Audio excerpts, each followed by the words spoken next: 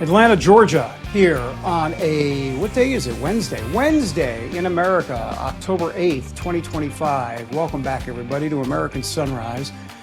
All right, so as we mentioned a few moments ago, new revelations coming out that the FBI spied on several GOP lawmakers, specifically senators, as part of the January 6th investigation. Missouri Senator Josh Hawley was on the list. We heard from him earlier, and here is what he told Rav's own Steve Bannon on War Room. Have a look. We got to know. I mean, we need to find out. These are 8 senators, including me, who were wiretapped. But Steve, as you know, that's the tip of the iceberg here. They went after Donald Trump like nobody's business, and they went even beyond that. They went after Charlie Kirk. They went after 90 different conservative organizations. They went after ordinary people, normal, hardworking people. Pro-lifers they prosecuted, Catholics they tried to recruit spies into their parishes. This was all happened at the same time, by the way. It's that 2022-2023 time period when the FBI and DOJ were completely off the leash. I mean, I say that they were really doing Biden's bidding at every turn, and we still don't have accountability for what happened. All right, for more, let's bring in retired Navy captain and also GOP strategist Armen Kurdian. Armen, thanks for being here, and thanks for getting up early. We appreciate you. You're always on the West Coast out there. So look, it comes down to accountability. He's right. Hawley's right. It will continue happening unless some people are perp walked and brought to justice. So are you confident? Because I don't know about you, but I'm skeptical.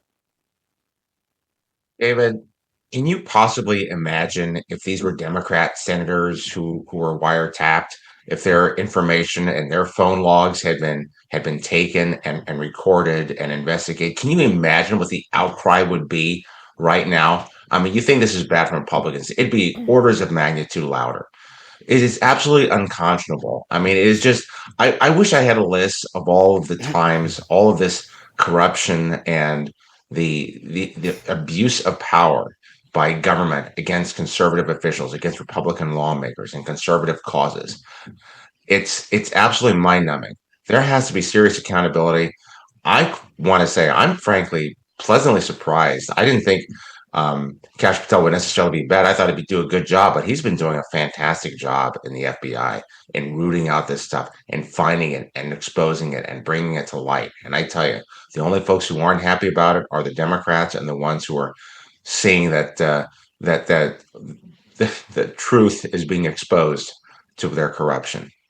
No, Armen, I'm afraid you're totally wrong. I watched Chicken Noodle News, and they told me that actually Democrats, they don't even have a crime problem in the inner cities. Republicans are just lying about that. Their cities are perfectly crime-free. There haven't been any gunshots or any sort of gang violence or anything like that.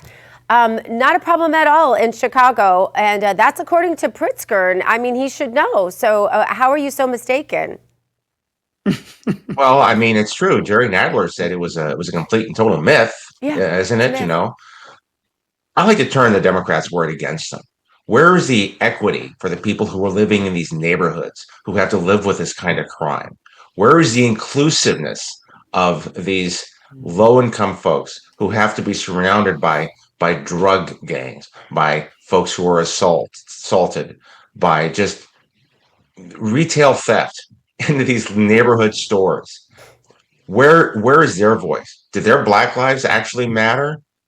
Apparently they don't. And this is one of the reasons why we saw Black voter turnout for Donald Trump go up in the last election. And Democrats are absolutely confounded by it because they have taken the Black vote and Black Americans for granted for so long. Well, they're Black, they're going to vote for us. If you don't vote for us, you ain't Black, and Obama going out and saying the brothers need to come out and vote for Kamala Harris. Well, you know what? Here's a dirty little secret.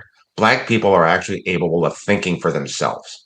And unfortunately, sometimes because of where they are in life, because the welfare state has destroyed their community so much, their income levels are lower. They don't matter as much to the political power of the Democrat elites. I'm glad Donald Trump is doing this.